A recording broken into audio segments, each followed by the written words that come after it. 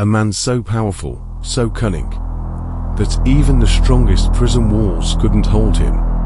A man whose name sparked fear in governments and admiration in the underworld.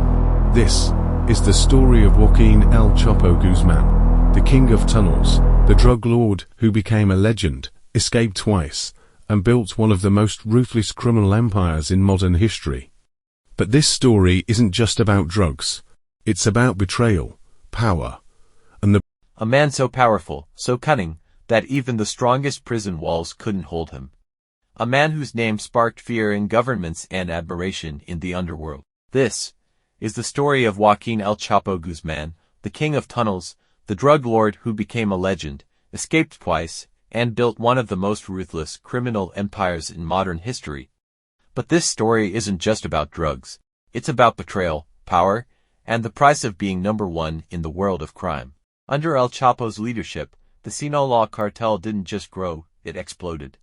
He revolutionized smuggling, building air-conditioned tunnels under the U.S.-Mexico border, hiding drugs in chili cans, soda bottles, even using catapults to launch packages across the border. His operations were so vast that, by the early 2000s, Guzman was responsible for the majority of marijuana, heroin, and cocaine smuggled into the United States. He also masterminded the methamphetamine triangle, importing precursor chemicals from Asia, manufacturing meth in Mexico, and distributing it across the U.S. In 2009, Forbes listed his net worth at $1 billion. But in the streets of Sinaloa, he was more than rich, he was myth. Folks, in 1993, El Chapo was arrested in Guatemala and extradited to Mexico. He was charged with drug trafficking and firearms possession.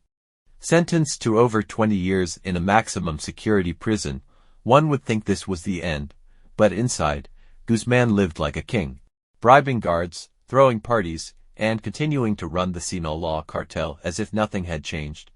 In 2001, he escaped, not with violence, but with quiet planning. Hidden in a laundry cart, he was rolled out of prison with the help of over 70 corrupt officials. The prison warden was later arrested.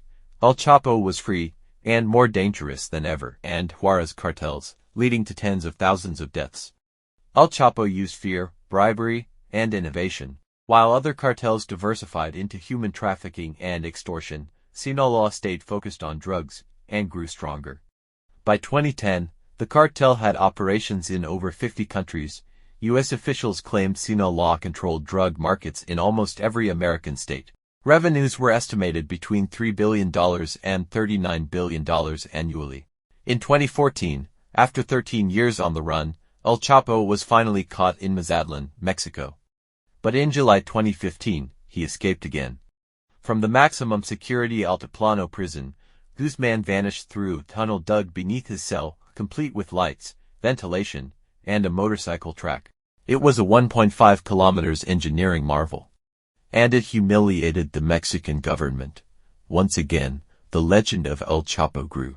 In 2016, after a massive manhunt, Guzman was captured in Los Mochis after a violent shootout. He was extradited to the United States in 2017. In 2018, his trial began in New York under intense security. The courtroom heard stories of torture, murder, bribes, and betrayal. Witnesses included former allies who turned against him. In February 2019, El Chapo was found guilty on all counts and sentenced to life in prison. He now serves his time in ADX Florence, the most secure prison in the U.S. No more tunnels, no more escapes. Even with El Chapo gone, the Sinaloa cartel thrived. Leadership passed to Ismael El Mayo Zambada and El Chapo's sons, the Chapados. The cartel expanded into fentanyl, fueling the U.S. opioid crisis. But in July 2024, the unthinkable happened. Reports surfaced that Joaquin Guzman Lopez, El Chapo's son, surrendered to U.S. officials. He allegedly convinced El Mayo to take a private plane with him, under the guise of scouting property. But the truth was more brutal. He kidnapped El Mayo. Their plane landed near El Paso, Texas, where U.S. agents were waiting. Both were arrested. The betrayal rocked the cartel world.